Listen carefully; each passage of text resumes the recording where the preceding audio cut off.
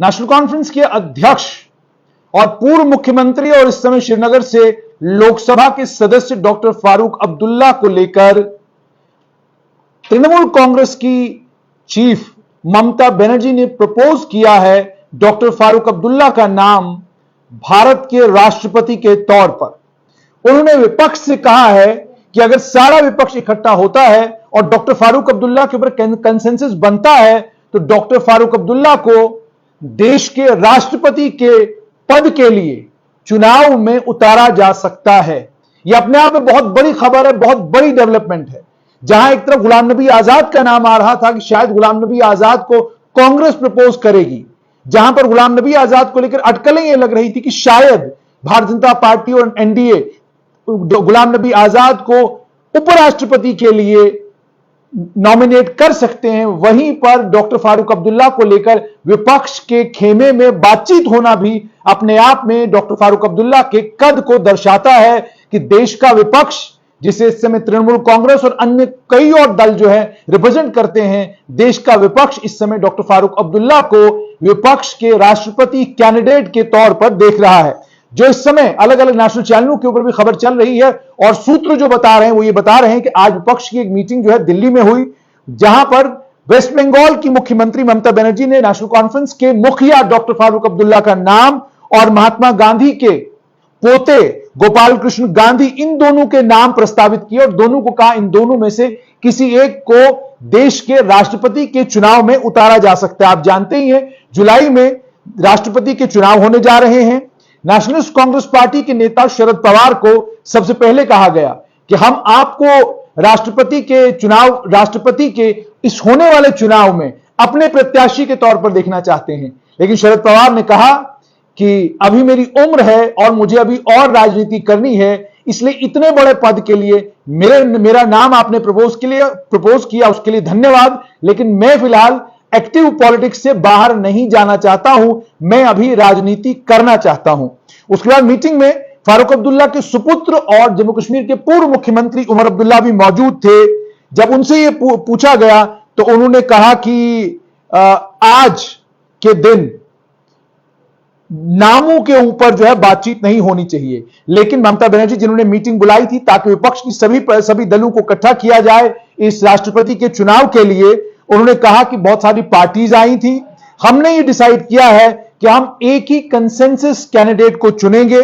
हम एक दूसरे के साथ विचार विमर्श करेंगे। शुरुआत अच्छी हुई है, हम बहुत महीनों के बाद आज इकट्ठे बैठे हैं, हम दोबारा करेंगे और अगली मीटिंग जिसमें नामों के ऊपर और एक बार डिस्कशन होगा वो दिल्ली में जून 21 को होगी। और ये जो मीटिंग है नॉन बीजेपी पॉलिटिकल पार्टीज की, ये 3 बजे दिल्ली के कॉन्स्टिट्यूशन क्लब में शुरू हुई और राष्ट्रपति के चुनाव 18 जुलाई को होने जा रहे हैं। ममता बनर्जी कोशिश कर रही हैं कि विपक्ष को इकट्ठा किया जाए। 22 विपक्षीय पार्टियों को उन्होंने न्योता दिया, उनको चिट्ठी लिखी और उन्होंने ये कहा कि आप एक प्लेटफॉर्म पर आए भारतीय जनता पार्टी के खिलाफ। 17 दल और 17 बड़े इंपॉर्टेंट दल जो विपक्ष में हैं, उन्होंने इस मीटिंग में आज शिरकत की। इसमें नेशनलिस्ट कांग्रेस पार्टी थी, कांग्रेस थी, समाजवादी पार्टी जिनके पास एक अच्छा नंबर जो है वो विपक्ष में उत्तर प्रदेश में है,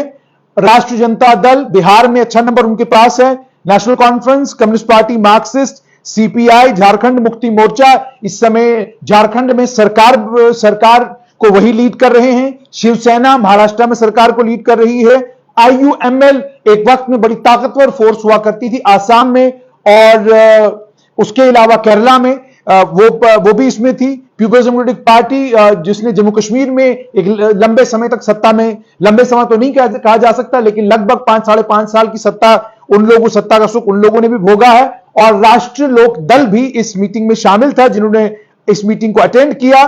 अब जो लोग इस मीटिंग में नहीं आए वो भी बहुत बड़े प्लेयर हैं। एक उस मीटिंग में नहीं आए बीजू पटनायक, माफ कीजिएगा, बीजू पटनायक के सुपुत्र नवीन पटनायक, जो बीजू जनता दल उड़ीसा में सरकार चला रहे हैं, बड़ा नंबर है उड़ीसा में भी एमएलएज का, वहां से वो सरकार चला रहे हैं। आम आदमी पार्टी इसमें शामिल नहीं हुई, दिल्ली पंजाब में उनकी सरकार है, तेलंगाना राष्ट्र समिति टीआरएस की जो है तेलंगाना में सरकार है, और उसके अलावा शिरोमणि अकाली दल, हालांकि उनका नंबर सुकड़ चुका है, पंजाब की असेंबली में उनके पास ज्यादा एमएलए नहीं है, लेकिन उन लोगों ने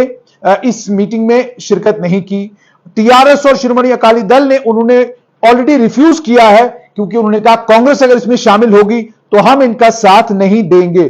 कांग्रेस की तरफ से मल्लिकार्जुन खड़गे थे, जयराम रमेश थे, रणदीप सिंह सुरजेवाला थे, जो कांग्रेस को वहां पर रिप्रेजेंट कर रहे थे। ममता बनर्जी और दो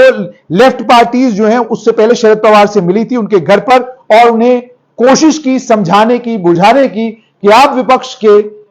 यूनानिमस कैंडिडेट हो सकते हैं, लेकिन उन्होंने माना नहीं। लेकिन उसके बाद जब प्रेसिडेंशियल चुनाव के बारे में गोपाल कृष्ण गांधी से भी पूछा गया तो उन्होंने ये कहा कि ये बहुत प्रीमेच्योर है, अभी मेरे से उसको लेकर कोई बात नहीं हुई है। अब आज मीटिंग हुई है, इस मीटिंग में विपक्ष ने साफ कर दिया है कि आने वाले दिनों में जब राष्ट्रपति के चुनाव होंगे तो विपक्ष भारतीय जनता पार्टी को टक्कर देने वाला है।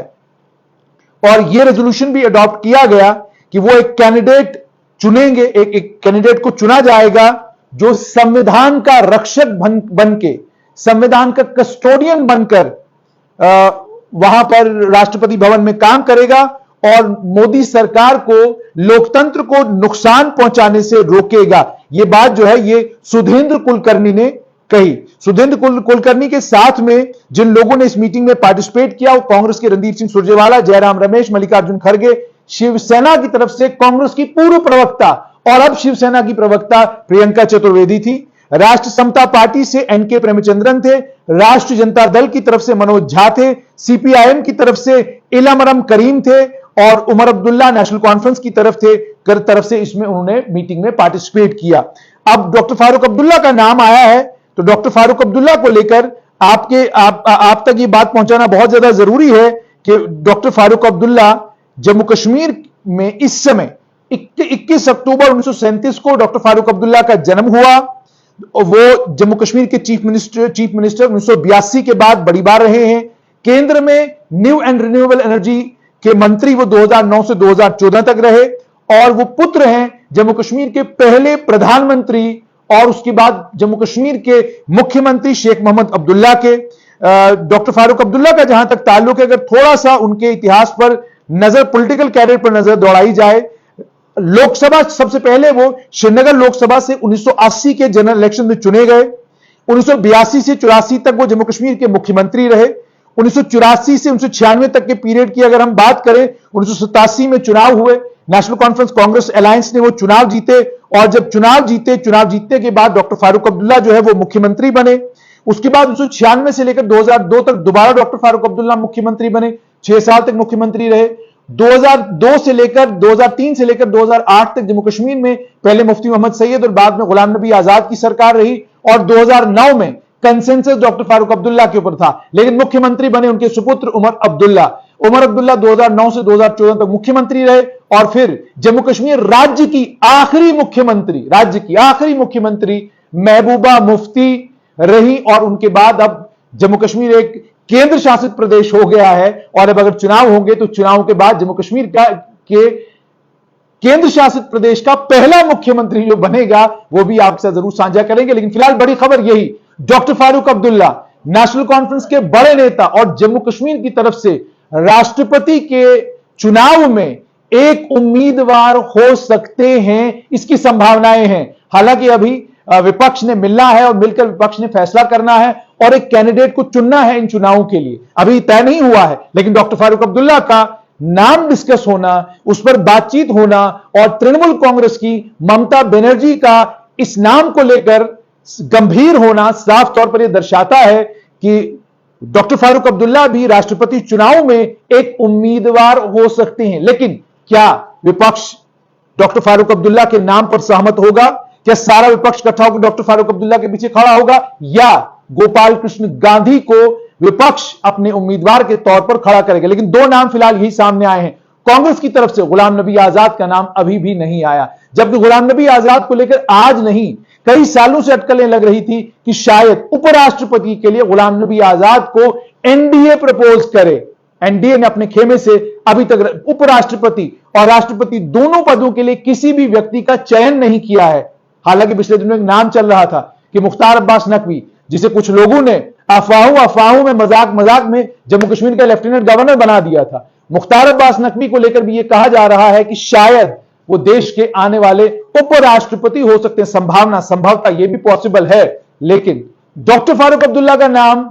आज जो डिस्कस हुआ है दर्शाता है कि डॉक्टर फारूक अब्दुल्ला अगर नेशनल लेवल पर देखा जाए तो जम्मू कश्मीर का एक बड़ा चेहरा है।